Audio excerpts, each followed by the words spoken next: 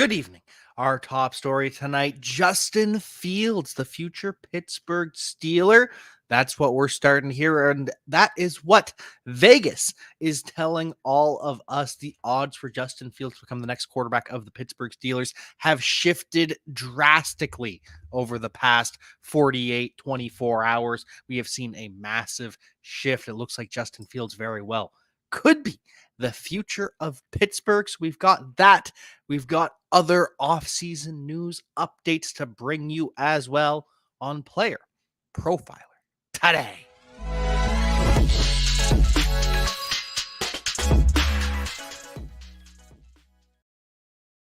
We are back, and just a reminder, make sure you subscribe to the Player Profiler news channel on YouTube. This show will be migrating over to the news channel. We will be the flagship show of the news channel, so make sure you subscribe to Player Profiler News on YouTube if you want to stay up to date with Player Profiler today. We're also going to be moving back to 7 days a week. You'll have me, you'll have a bunch of other hosts every night at 7 p.m. So make sure you stay tuned. Make sure you subscribe to Player Profiler News, and make sure you pay attention all off season long. We're going to be talking about all these quarterbacks.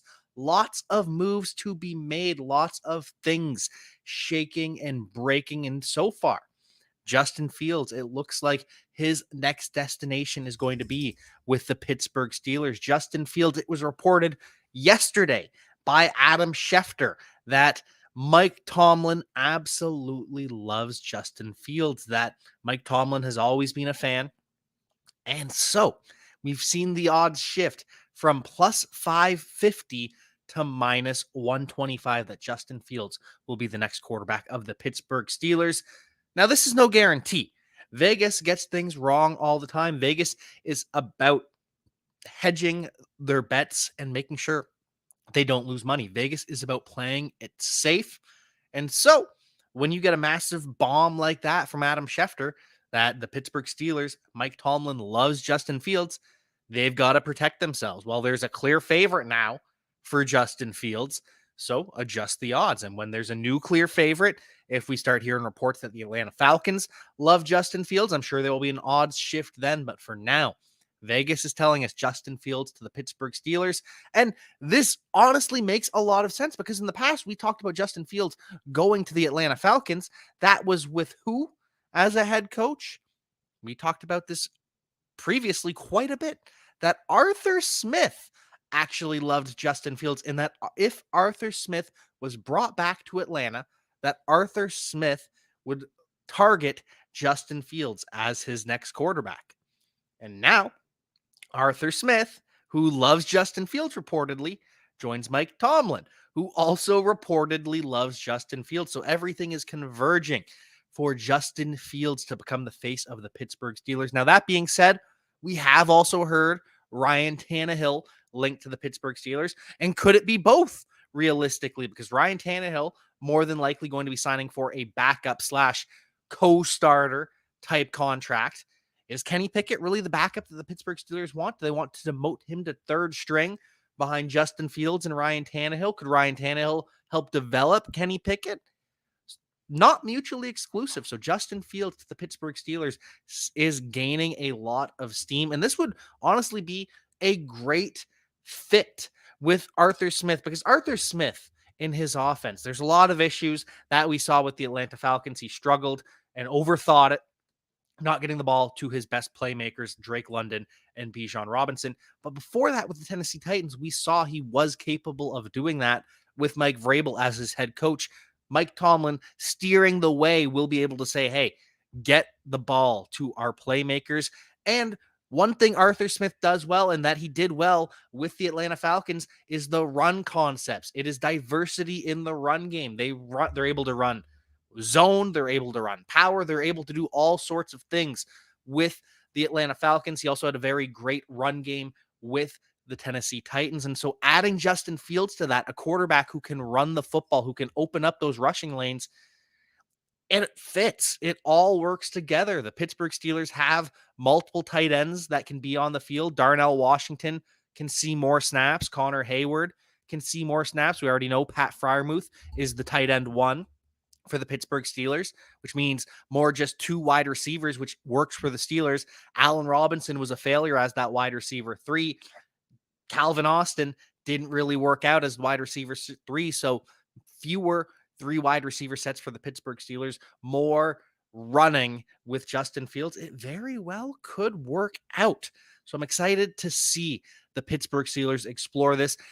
I honestly kind of love the idea of Justin Fields to the Pittsburgh Steelers. Mike Tomlin gets a quarterback that he can win with.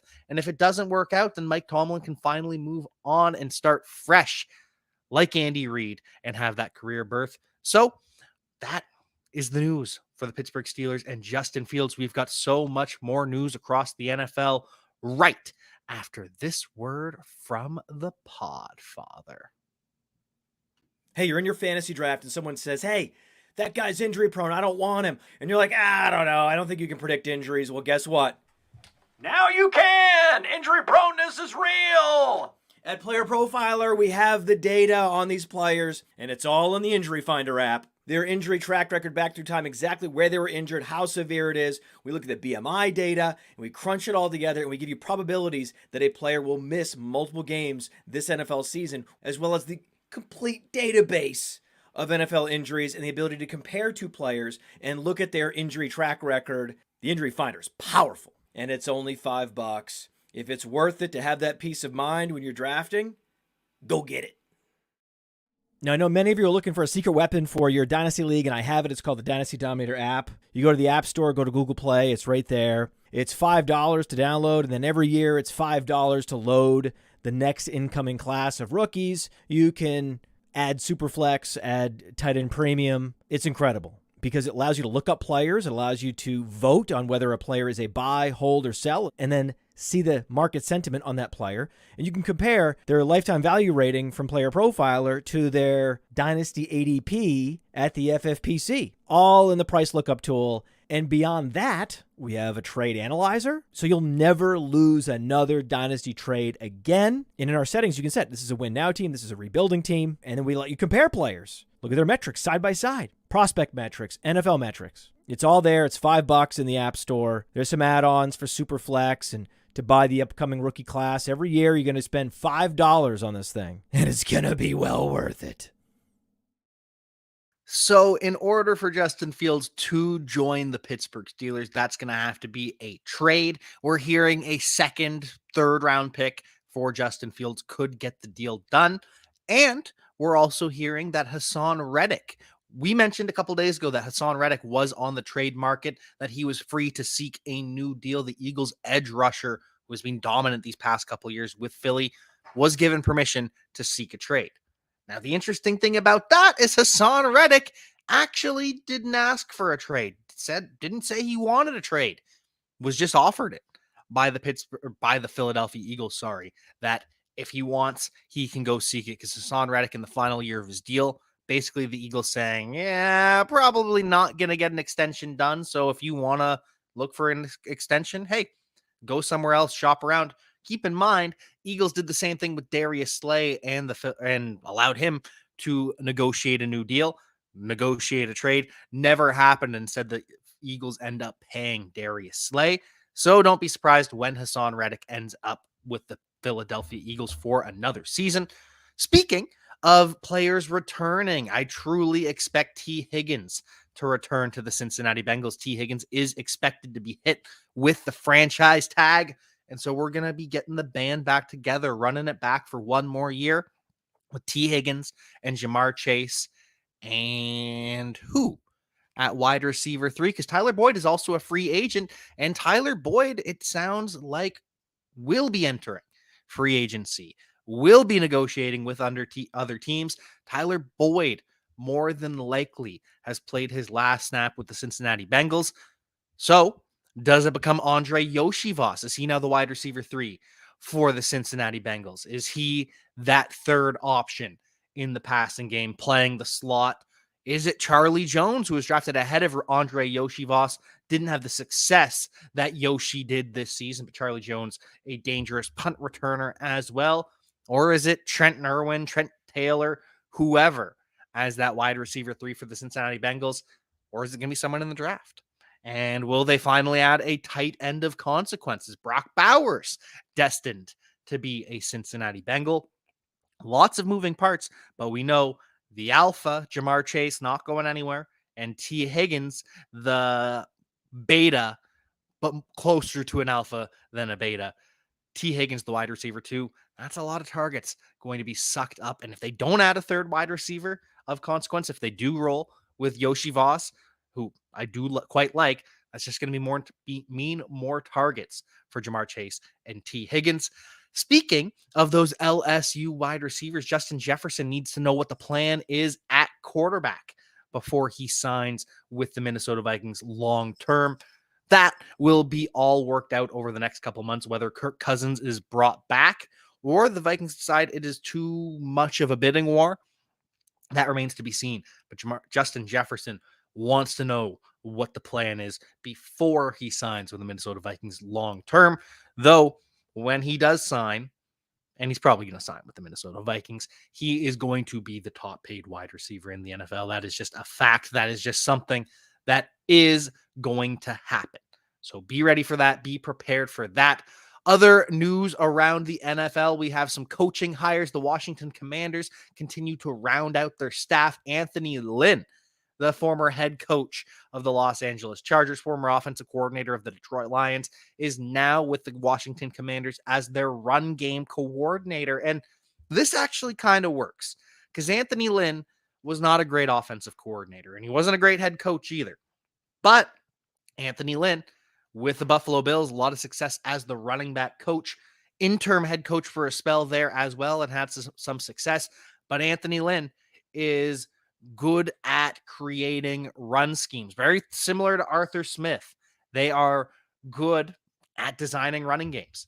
And so that works for the Washington Commanders because that's something Cliff Kingsbury has been very bad at with the Arizona Cardinals. Not much of a scheme there other than just, hey, we're going to line up in shotgun and we're going to run inside zone. So hopefully there's a little bit of a meshing of these two offenses, and hopefully whatever quarterback the Washington Commanders select at 2 is able to have the best of both worlds, from the air raid to a more modern traditional NFL offense as well.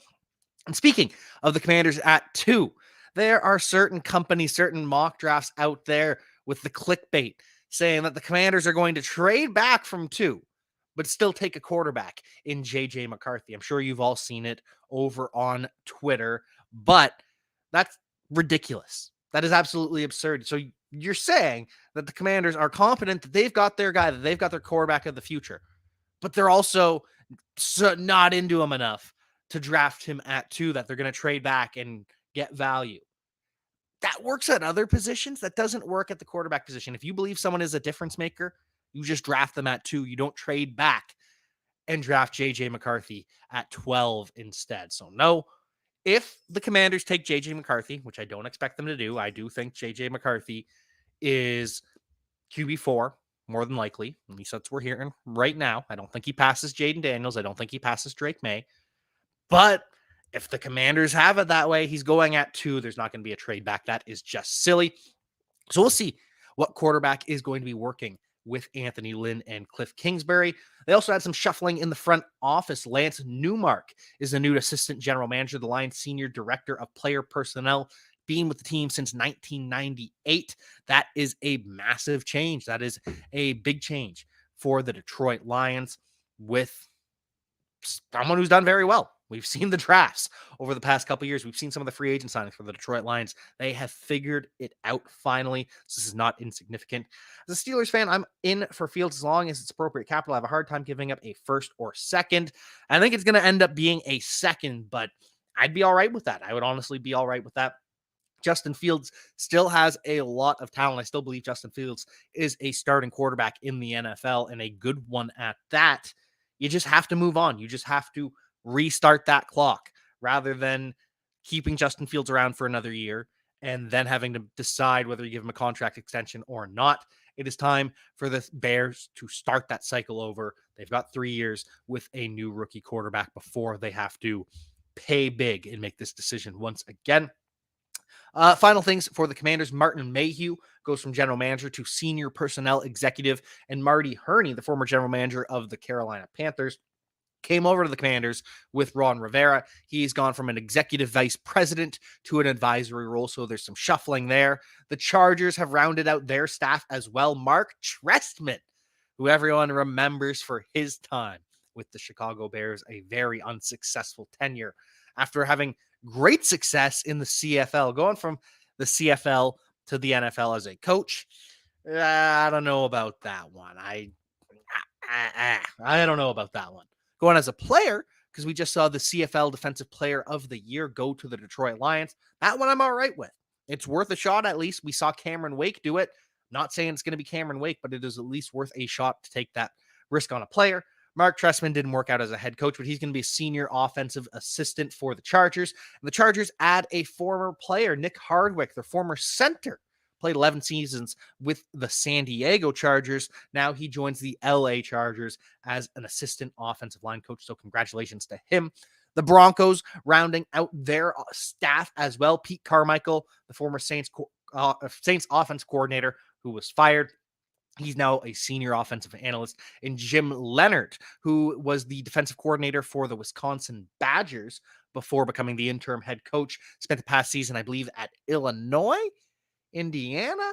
Either way, Jim Leonard, very successful college defensive coordinator, wasn't quite ready to be a head coach at that time. Very successful career as an NFL player as well, special teams, and kind of just that guy that could be relied upon. He got the green dot for Rex Ryan a couple times. He is now the DB coach / defensive pass game coordinator for the Broncos. So Jim Leonard makes that jump to the NFL as a former player, coach in college. Now he's in the big leagues. Speaking of his former New York Jets, the Jets are expected to have new uniforms in 2024. That is huge because I'm not a big fan of the Jets' current uniform. The Jets have really struggled to get it right in the uniform department over these past couple years. So they're going to restart this, and hopefully the reboot is able to work and able to get some excitement with Aaron Rodgers. Speaking of excitement at quarterback, Anthony Richardson is back. Anthony Richardson is throwing. He had surgery on his shoulder, and according to his doctor, and stop me if you've heard this before, but a player is ahead of schedule in the rehab. But for real, it is pretty impressive that Anthony Richardson is already throwing, that his doctor says he is 6 to 8 weeks ahead of schedule. That is all good news. It's all preferable to bad news like J.K. Dobbins, where you could see last year he was struggling. Then he finally has a redo surgery and then makes it back to the field. But it's much better to hear this now, all the optimism for Anthony Richardson. Glad to see him throwing. So Anthony Richardson absolutely ahead of schedule. Love to see it. Very, very excited to see what Anthony Richardson does in 2024. Anthony Richardson is that caliber of player that he could move up to dynasty QB1 territory. I know everyone got real mad at that list the other day over on Twitter, all of the ranking, the 32 quarterbacks that we had, and everyone was outraged. But Anthony Richardson ahead of Jalen Hurts, I absolutely disagree with that right now. I think Jalen Hurts is underrated at this point based on the public opinion. But Anthony Richardson is that kind of guy that can ascend, that can join the ranks of Jalen Hurts and Josh Allen and Patrick Mahomes in Dynasty. Speaking of Patrick Mahomes, our hearts go out to all of those that were impacted in Kansas City today during the Super Bowl parade. There was a shooting, and as of now, we know of one person dead, 22 injured, and it's just it's heartbreaking. It's absolutely heartbreaking. 11 kids are being treated right now. There are 3 in custody, and it's just it's just awful. It's just absolutely awful. So our hearts go out to everyone that is impacted by the situation, the players, and it's just a mess. It's an absolute mess. Moving on to what we got from the parade, Chris Jones is going to be back with the Kansas City Chiefs. Chris Jones says he is not going anywhere, that this year he wants to be there, that next year Chris Jones wants to be there, and the year after that, Chris Jones already talking about signing a 3-year contract with the Kansas City Chiefs. So I had said previously, I think Chris Jones is gone. I think he's going to seek big money elsewhere. Sounds like Kansas City is going to pay and bring Chris Jones home. Severely hurts his leverage here in negotiations, something that is acknowledged by his agent. His agent tweets that they need to cut Chris Jones off, that they need to stop the beers from flowing, that Chris Jones was too drunk, and they'll get back to the negotiation tables. Chris Jones going to be back with the Kansas City Chiefs. So if he gets the big contract, does that mean L'Jarius Sneed, the star corner of the Kansas City Chiefs, is he going to end up walking in free agency and receive the big money? Or are the Chiefs going to free up more money by moving Patrick Mahomes' contract around? We've heard that talked about quite a bit. Speaking of Patrick Mahomes, just to appreciate his greatness right now, there have been 125 postseason drives since 2001, where there has been under 1 minute left in the game, and the team with the ball is trailing by 7. Only 40% of the time, though, in those situations, does the quarterback succeed, tie the game, or win the game. Tom Brady did it 5 times in 11 attempts, 46% of the time. Tom Brady in the fourth quarter with 1 minute left was able to seal the deal and get the win. Drew Brees in the playoffs, 50% of the time, he was able to do that. Patrick Mahomes, out of the 7 opportunities that Patrick Mahomes has had with 1 minute left, down 7 or less, to win or tie the game, Patrick Mahomes is a perfect 7 for 7. Now, this stat is skewed because it doesn't include overtime and his matchup with the Cincinnati Bengals, where didn't work out. Pretty sure he threw an interception against the Cincinnati Bengals in overtime. But in the fourth quarter, Patrick Mahomes has absolutely been electric. Patrick Mahomes is the best of all time. Truly, truly the best of all time. You can debate the GOAT status because Tom Brady has the better resume. Patrick Mahomes will be the GOAT. Patrick Mahomes better than Tom Brady. End of story. Just end of story. Speaking of the Kansas City Chiefs, Steve Spagnuolo, the defensive coordinator, he receives a contract extension today. We don't know for how long, but Steve Spagnuolo is going to be the defensive coordinator of the Kansas City Chiefs for a long, long time. And a couple other updates for the Kansas City Chiefs. They've got the first game of week 1. So will the Kansas City Chiefs be facing the Saints or the Buccaneers? Probably not. That one doesn't really get the juices flowing. Could it be the Raiders or the Broncos that the Chiefs face in week 1? I mean, it is a divisional matchup, but can you see either of those teams adding a quarterback that gets you excited, that you want to see the Kansas City Chiefs against Aiden O'Connell or whoever the Broncos end up with? No, not so much. Texans could be an option. The Texans could be this year's Detroit Lions, where the young, hot, upstart team is booked to face the Chiefs in week 1. So that's a possibility. Same with the Chargers. It's a divisional matchup. Jim Harbaugh back in the NFL, Justin Herbert. Or could it be Lamar Jackson versus Patrick Mahomes in week 1, a rematch at the AFC Championship?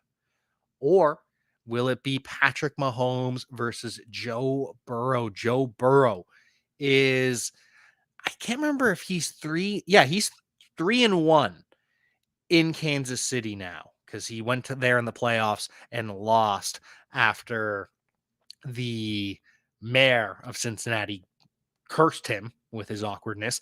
But those are the options. I think it's going to be the Cincinnati Bengals or the Baltimore Ravens, and more likely the Ravens. I think they'll save that Bengals matchup for later in the season and put it in prime time also. But Bengals, Ravens, Chargers, Texans, who do you think the Kansas City Chiefs will kick off the season against? Won't be against the 49ers, though. And speaking of the 49ers, Nick Allegretti tore his UCL in his elbow. So the same injury that Brock Purdy had, where he tore the ligament in his elbow, the Chiefs left guard who was filling in for Joe Thuney, the starting left guard, same injury. And so he grits out the game, tears his UCL in his elbow in the second quarter, and just finishes the game Well done by Nick Allegretti. The 49ers also had players playing through injury. Eric Armstead tore his meniscus in his knee, played through that over the past couple games. Javon Hargrave tore a ligament in his thumb, and he played through that. Dre Greenlaw, unfortunately, tore his Achilles. So the 49ers were battling on defense, and they still held Patrick Mahomes to 19 points in 4 quarters, but it wasn't enough. Steve Wilks, the defensive coordinator of the San Francisco 49ers, has been fired. He is out of there, which comes as a shock because the 49ers defense was successful this season, but maybe we shouldn't be that shocked because we had heard there were disagreements between Steve Wilks and Kyle Shanahan. We had heard that Steve Wilks doesn't run the same scheme that they're used to. It's not DeMeco Ryans. It's not Robert Saleh. It's a new scheme that they're running in San Francisco, and Kyle Shanahan didn't like it. And they clashed throughout the season. There was one point where they made him move from the booth to the sideline in order to improve the play calling. But really, it was just a power move by Kyle Shanahan. And so now Steve Wilks is the one that is taking the blame. Steve Wilks is out of there with the San Francisco 49ers. We know Trent Williams will be back in 2024. He won't be out of there. But could Brandon Ayuk join Steve Wilks? And could Brandon Ayuk be out of there as well? Brandon Ayuk is starting to cause a fuss. His partner said in a video, I don't remember if it was a TikTok, an Instagram Live, whatever it is, but his partner said that this might be the last time we set foot on Levi's Stadium because we might not be here next season. Interesting.